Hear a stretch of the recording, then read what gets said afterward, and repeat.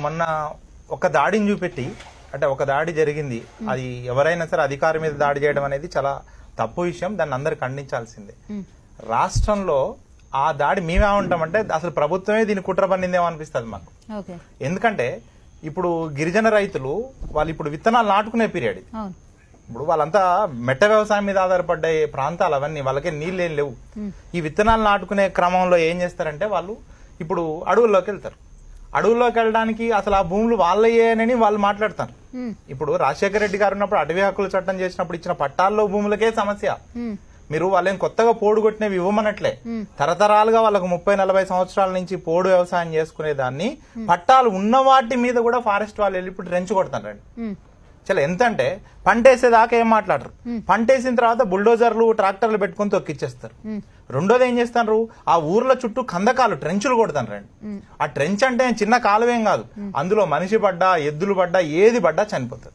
అంటే గిరిజన ప్రాంతాలు ముఖ్యంగా ఆదివాసీ గిరిజనులు అడవిని నమ్ముకొని బతికే వాళ్ళ వల్ల ఏం అడవికి అన్యాయం జరగదు. మీరు ఎప్పుడైనా ఆదివాసీల ఇంటి పేర్లు చూస్తే ఆదివాసీల ఇంటి పేర్లు ప్రకృతి పేర్లు అన్ని. ఈ భారతదేశం ఉన్నప్పటి నుంచి వాళ్ళు మూలవాసులు, అప్పటి నుంచి అడవులు ఉన్నాయి, వాళ్ళ వల్ల అడవికే నష్టం రాలే. ఈ ప్రభుత్వాలు చేసే ప్రాజెక్టులు కానివ్వండి, ప్రభుత్వాలు చేసే అరాచకాలు కానివ్వండి, ఇవి కనిపించవు ఎవరికి. మీరు డ్యాముల పేరు మీదుగా కొన్ని వేల ఎకరాల అడవులు నాశనం చేస్తారు. ఆదివాసీలు కొంచెం పోడు కొట్టుకుంటే పోయే నష్టమే లేదు. మీరు కొత్తగా అడవులు నాశనం చేయమనట్లేదు, పాత పోడు భూములకు హక్కులు ఇవ్వమని వాళ్ళు అడుగుతారండి. ఇప్పుడు ఏం జరుగుతుందంటే మొన్న జరిగిన ఆ సంఘటనని ఆసరాగా చేసుకుని దీనివల్ల ఫారెస్ట్ వాళ్ళకి విపరీతమైన అధికారాలు ఇవ్వబోతున్నారు. ఫారెస్ట్ ప్లస్ పోలీస్ కలిసి అడవుల్లోకి పోయి అరాచకం చేస్తుందండి. ఇప్పుడు దీనికి సాగ్గా ఏం చూపిస్తున్నారు, ప్రజల్లో ఏం చూపిస్తున్నారు, పోలీస్ అధికారులను కొడుతున్నారు, మీ అడవులను కాపాడుతుంటే అనే ఒక భావాన్ని క్రియేట్ చేసి ఇప్పుడున్న గిరిజనులు గాని అక్కడున్న నాయకులను గాని అరెస్టులు చేస్తారు, రకరకాల నానా బీభత్సం చేస్తారు. అంటే ఏంటి, అటవీ హక్కులు ఏవైతే వాళ్ళకి కల్పించబడ్డాయో వాళ్ళని ఉల్లంఘిస్తానండి. ఆదివాసీ గిరిజన ప్రాంతాల్లో ముఖ్యంగా ఏజెన్సీ ప్రాంతాల్లో కనీస హక్కులు, మానవ హక్కులు కూడా కనిపించట్లే. మీరు కెమెరా పట్టుకొని రండి, ఇవాళ అధికార పార్టీ నుంచి ఎవరినైనా రమ్మనండి, మనం వెళ్దాం ఆదిలాబాద్ దగ్గర నుంచి భద్రాచలం వరకు వెళ్దాం, ఒక్క గిరిజన గూడానికి వెళ్దాం. ఏ గిరిజన గూడెంలో ప్రశాంతంగా లేరండి వాళ్ళు. ఇవాళ మీరు పోలీస్ ప్రొటెక్షన్ ఇస్తారు. అసలు మనం ప్రభుత్వాన్ని తప్పుపట్టాలి. అడవులు తగ్గడానికి కారకులు ఎవరండి?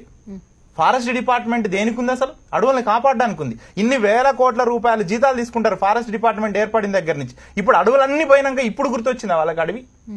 ఫారెస్ట్ అధికారులు, ప్రభుత్వ అధికారులు, ఈ రాజకీయ నాయకులు వీళ్ళందరూ కుమ్మక్కై అడవిని నాశనం చేయలే. వీళ్ళు ఆదివాసీల వల్ల అడవి ఎప్పుడు నష్టపోలే, గిరిజనులు ఎప్పుడు అడవిని నమ్ముకొని బతుకుతారు వాళ్ళు. సో అట్లాంటి వాళ్ళని మీరు రిజర్వ్ ఫారెస్ట్లు అని చెప్పి లేదంటే ఆ ప్రాజెక్టులు అని చెప్పి వాళ్ళని నిర్వాసితులు చేస్తారండి. మీరు పోలవరం ప్రాజెక్టు మీద ఒక 7.5 మండలాలు, తెలంగాణలో 7.5 మండలాలు 2 లక్షల మంది గిరిజనులు నిర్వాసితులు అవుతారండి. మీరు అక్కడ 2 లక్షల అన్ని లక్షల ఎకరాల భూమి నీళ్లలో మునిగిపోతే మీకేం బాధ లేదు. రేపు కాళేశ్వరం పేరు మీద నీళ్లలో భూమి మునిగిపోతే, అడవులు మునిగిపోతే మీకు నష్టం లేదు. మీరు రోడ్లు ఎడల్పు కార్యక్రమం అని చెప్పి చెట్లు నరికేస్తే మీకు నష్టం లేదు. కానీ ఆదివాసీలు ఒక 40-50 సంవత్సరాలు లేదా తరతరాల నుంచి చేసుకుంటున్న భూమి పట్టాలున్నాయండి. చాలా మందికి పట్టాలున్న భూమిలోకి ఫారెస్ట్ వాళ్ళు ఎట్లా పోతారండి? పోవటం కాదు, చాలా అరాచకం. మీరు పోయినసారి చూసుంటారు, ఆ గొత్తె కోయల్ని పాపం బట్టలు ఇప్పి చెట్టు కట్టేసినండి ఫారెస్ట్ వాళ్ళు. ఇంతకన్నా అరాచకం ఎక్కడైనా ఉంటుందా? ఎక్కడ ప్రభుత్వం స్పందిస్తుందా? ఎక్కడ స్పందన కనిపించదు. మీరు తెలంగాణ ప్రభుత్వానికి ఏ కోణం లేకపోయినా మానవీయ కోణం లేదు. కొండగట్టులో చనిపోతే వీళ్ళెవరు స్పందించరు. 23 మందో 27 మందో ఇంటర్ విద్యార్థులు ఆత్మహత్యలు చేసుకుంటే స్టేట్మెంట్ రాదు. చివరికి అత్యాచారం, చిన్న పిల్లల మీద అత్యాచారాలు జరిగితే వీళ్ళ నోర్లు పడిపోయినాయా? ఏమైంది వీళ్ళకి? అసలు ఉన్నారా? వీళ్ళ ప్రభుత్వం ఉన్నదా? కనీసం ఒక స్టేట్మెంట్ రాలే. ఇప్పుడు విజయ నిర్మల గారు చనిపోవడాన్ని మేము కూడా దాన్ని సంతాపం తెలుపుతాం. ఆమె చనిపోగానే వీళ్ళు పోయి సంతాపం తెలిపొస్తారా అండి? అంటే వీళ్ళకి భౌతిక కాయాలు, పార్థివ దేహాలు కనిపిస్తాయి కానీ పేద ప్రజల పీనుగలు, శవాలు కనపడవా? అసలు మానవత్వం ఏమైంది తెలంగాణ ప్రభుత్వానికి? ఎంత కొట్లాడి తెచ్చుకున్న తెలంగాణ ఉద్యమం ఎంత అద్భుతం. 1200 మంది చచ్చిపోతే మీరు ఈ రోజు వాళ్ళ శవాల మీద ఏర్పాటు చేసుకున్న ప్రభుత్వం, మీరు ప్రజా సమస్యల మీద ఎందుకు స్పందించారు? మీరు కనీసం టీవీ షోలకు వచ్చే ధైర్యం కూడా మీరు చేయట్లేదు. ఎందుకు? ఏం చేస్తారు మీరంతా? ఎక్కడుంటారు? సచివాలయం ఎందుకు కూలగొట్టాలా? మీరు అసలు సచివాలయానికి రారు కదా. ఒక్కరోజైనా సచివాలయానికి వస్తారా?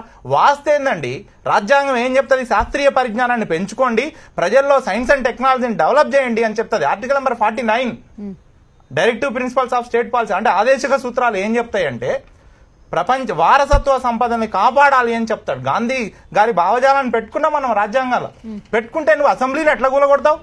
ఇదే కేసీఆర్ గారు మెట్రో ప్రాజెక్టు చార్మినార్ ముందు నుంచి అండ్ ఎక్కడి నుంచి అసెంబ్లీ ముందు నుంచి పోతుంది. మెట్రో పోతే అసెంబ్లీ అందం పోతుంది.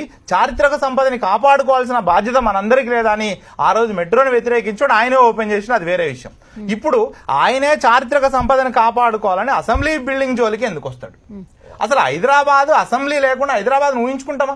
మీరు మీడియా హైదరాబాద్ అని ఏం చార్మినార్ లాగా అసెంబ్లీ బిల్డింగ్ చూపిస్తారు. అసలు అది లేకుండా నువ్వేం చేస్తావు? నువ్వేమన్నా రాజువా? నీ అన్ని బిల్డింగ్లు కట్టుకొని శిలాఫలకం వేసుకొని కేసీఆర్ కేసీఆర్ కేసీఆర్ అని కనపడాలన్నా? అవి కనపడాలనుకుంటే మీ సొంత సొమ్ములు పెట్టుకొని మీరు ప్యాలెస్లు కట్టుకోండి సార్.